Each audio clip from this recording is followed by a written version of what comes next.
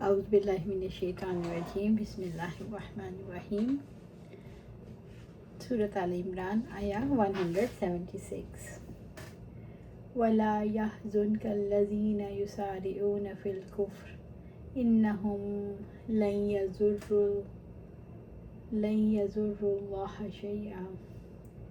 وہ آپ کو غم نہ پہنچائیں جو کفر میں جلدی کرتے ہیں، بلا شبہ وہ اللہ تعالیٰ کو ہرگز کوئی نقصان نہیں پہنچا سکتے۔ اس آیت کا اور اس کے بعد آنے والی دونوں آیتوں کا تعلق بھی غزوہ احد سے ہے۔ اس غزوے کے بعد منافقین کا نفاق، کفار قریش اور یہود مدینہ کا کفر اور ان کی سازشیں کھل کر سامنے آ گئیں، تو آپ صلی اللہ علیہ وآلہ وسلم اور صحابہ رضی اللہ عنہم کو اس سے بڑی تکلیف ہوئی کہ ہزار جان فشانی کے باوجود یہ لوگ اسلام کیوں نہیں لاتے۔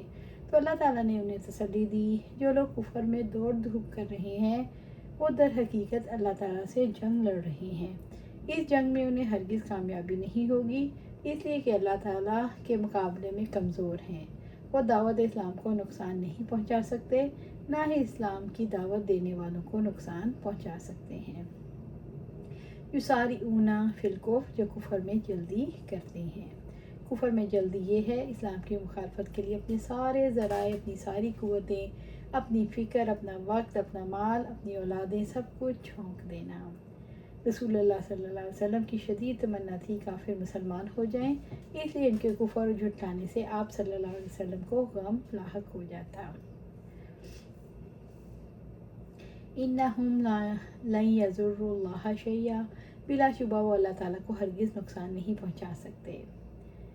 یرید اللہ الا یجعل لہم حظا فی الآخرہ، اللہ تعالیٰ چاہتا ہے کہ آخرت میں ان کے لیے کوئی حصہ نہ رکھے۔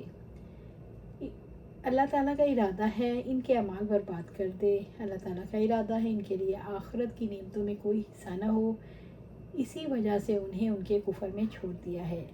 جب بھی وہ اس سے نکلیں گے اس کی طرف لوٹا دیے جائیں گے۔ وَلَهُمْ عَذَابٌ عَظِيمٌ، ان کے لیے بڑا عذاب ہے۔ عذاب عظیم سے مراد وافر عذاب ہے، یعنی بہت زیادہ۔ سورۃ آل عمران آیا 177۔ ان الذین اشتروا الکفر بالایمان لن یضروا اللہ شیئا، یقیناً جن لوگوں نے ایمان کے بدلے میں کفر خریدا وہ اللہ تعالیٰ کو ہرگز کوئی نقصان نہیں پہنچائیں گے۔ یقیناً جن لوگوں نے ایمان کے بدلے میں کفر خریدا ہے وہ اللہ تعالیٰ کو ہرگز کوئی نقصان نہیں پہنچائیں گے۔ اس سے مراد منافق ہیں۔ اللہ تعالیٰ نے خبر دی کہ وہ لوگ جنہوں نے ایمان کے مقابلے میں کفر کو چن لیا، پھر اس کفر میں اس شخص کی مانند رغبت کرنے لگے جو کسی محبوب مال تجارت کو خریدنے کے لیے اپنا محبوب مال خرچ کرتا ہے۔ لن یضروا اللہ شیئا، وہ اللہ تعالیٰ کو ہرگز کوئی نقصان نہیں پہنچائیں گے۔ لن یضروا اللہ شیئا ولہم عذاب علیم، وہ اللہ تعالیٰ کو ہرگز کوئی نقصان نہیں پہنچائیں گے اور ان کے لیے دردناک عذاب ہے۔ وَلَهُمْ عَذَابٌ عَلِيمٌ، اور ان کے لیے دردناک عذاب ہے، یعنی آگ کا عذاب۔ سورۃ آل عمران آیا 178۔ وَلَا يَحْسَبَنَّ الَّذِينَ كَفَرُوا أَنَّمَا نُمْلِي لَهُمْ خَيْرٌ لِأَنفُسِهِمْ، اور جن لوگوں نے کفر کیا وہ ہرگز یہ گمان نہ کریں کہ یقیناً ہم انہیں جو مہلت دے رہے ہیں وہ ان کے لیے بہتر ہے۔ وہ لوگ جو اپنے رب کے ساتھ کفر کرتے ہیں، ان کے دین کو دور پھینکتے ہیں اور اس کے رسول صلی اللہ علیہ وسلم کے خلاف جنگ کرتے ہیں، یہ نہ سمجھیں کہ ہمارا ان کو اس دنیا میں چھوڑ دینا، ان کا استحصال نہ کرنا، ان کو مہلت دینا ان کے لیے بہتر ہے، اور ہم ان سے محبت کرتے ہیں۔ یہ مہلت اور تاخیر ان کے حق میں اللہ تعالیٰ کی طرف سے عنایت نہیں، یہ تو اللہ تعالیٰ کی سنت ہے جو اپنی مخلوق پر وہ جاری رکھتا ہے، کیونکہ انسان کو جو خیر یا شر پہنچتا ہے وہ اس کے اعمال کا پھل ہے۔ اس سنت عادلہ کا تقاضا ہے انسان اس مہلت سے دھوکے میں رہے اور اپنے فجور کو جاری رکھے اور اس گناہ میں پڑا رہے جو اس پر توہین آمیز عذاب کو مسلط کرواتا ہے۔ انما نملی لہم لیزدادوا اثما، ہم انہیں اس لیے مہلت دے رہے ہیں تاکہ وہ گناہ میں اور زیادہ بڑھ جائیں، پھر ان کے لیے سخت ذلیل کرنے والی سزا ہے۔ اللہ تعالیٰ کی دی ہوئی مہلت سے فائدہ نہ اٹھانے والوں کے کفر اور فسق میں اضافہ ہوتا ہے اور اس طرح وہ جہنم کے عذاب کے مستحق بن جاتے ہیں۔ سورۃ آل عمران آیہ 179۔ ما کان اللہ لیذر المؤمنین علی ما انتم علیہ حتی یمیز الخبیث من الطیب۔ اللہ تعالیٰ ایسا نہیں کہ وہ مومنوں کو اس حالت پر چھوڑ دے جس پر تم ہو، یہاں تک کہ وہ ناپاک کو پاک سے الگ نہ کر دے۔ اللہ تعالیٰ ناپاک کو پاک سے علیحدہ کیسے کرتا ہے؟ اللہ تعالیٰ ایسا نہیں ہے کہ مومنوں کو اس حالت پر چھوڑ دے جس پر تم ہو، یہاں تک کہ وہ ناپاک کو پاک سے الگ نہ کر دے۔ منافق آستین کے سانپ تھے، اگرچہ ایمان والوں کے اپنے گھر والے تھے، تب بھی سچے ایمان والوں کی دشمنی کرنے سے باز نہیں آتے تھے۔ ان دشمنوں سے محتاط رہنے کے لیے مومنوں اور منافقوں کی تمیز ضروری تھی۔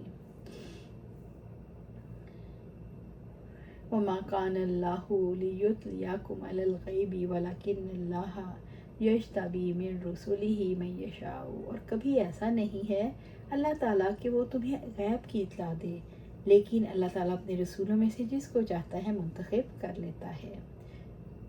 اللہ تعالیٰ رسولوں میں سے جس کو چاہتا ہے غیب کا علم عطا فرماتا ہے، جس کی وجہ سے منافقوں کی سازش کھل جاتی ہے۔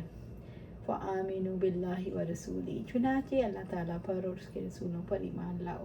وَإِن تُؤْمِنُوا وَتَتَّقُوا فَلَكُمْ أَجْرٌ عَظِيمٌ، اور اگر تم ایمان لاؤ اور متقی بنو تو تمہارے لیے بہت بڑا اجر ہے۔ اس آیت میں اجر عظیم تک لے جانے والے اعمال ایمان اور تقوی کا ذکر کیا گیا۔ سورۃ آل عمران آیہ 180۔ وَلَا يَحْسَبَنَّ الَّذِينَ يَبْخَلُونَ بِمَا آتَاهُمُ اللَّهُ مِنْ فَضْلِهِ هُوَ خَيْرٌ لَهُمْ بَلْ هُوَ شَرٌّ لَهُمْ، اور جو لوگ بخل کرتے ہیں اس میں جو اللہ تعالیٰ نے انہیں اپنے فضل سے دیا، وہ ہرگز گمان نہ کریں کہ ان کے لیے وہ بہتر ہے، بلکہ ان کے لیے وہ بہت ہی برا ہے۔ یبخلون، بخل سے مراد مال کا بچانا، لغوی اعتبار سے اس کا مطلب ہے واجب حق کو روک دینا، جو کسی انسان پر واجب نہیں تو اس کو روک دینے والا بخیل نہیں۔ رب العزت نے فرمایا وَأَمَّا مَنْ بَخِلَ وَاسْتَغْنَى وَكَذَّبَ بِالْحُسْنَى، اور لیکن جس نے بخل کیا اور بے پرواہ ہوا اور بھلائی کو جھٹلایا۔ نبی صلی اللہ علیہ وسلم نے فرمایا سخی شخص اللہ تعالیٰ سے قریب ہے، جنت سے قریب ہے، اللہ تعالیٰ کے بندوں سے قریب اور دوزخ سے دور ہے۔ بخیل اور کنجوس انسان اللہ تعالیٰ سے دور، جنت سے بھی دور، لوگوں سے دور اور دوزخ کے قریب ہے۔ بلا شبہ ایک بے علم سخی اللہ تعالیٰ کو عبادت گزار بخیل سے زیادہ پسند ہے۔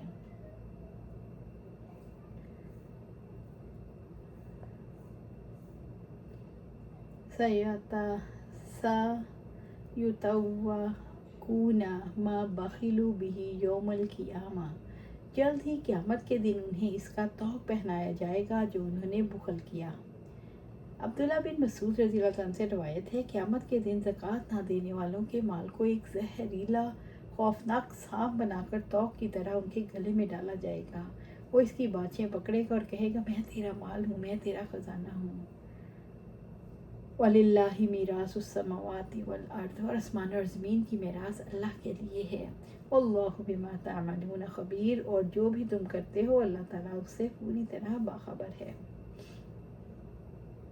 زمین اور آسمان کی میراث اللہ کی ہے، اس کے لیے خود عطا کرنا ہرگز مشکل نہیں۔ مال بچا کر جو لوگ بخیلی کر رہے ہیں انہیں جان لینا چاہیے قیامت کے دن یہ مال گردن میں طوق بنا کر پہنا دیا جائے گا اور کوئی بخیل بچ نہیں پائے گا، کیونکہ ہر چیز کی اللہ تعالیٰ کو خبر ہے۔ اللہ تعالیٰ سے تم اپنے اعمال نہیں چھپا سکتے، اس لیے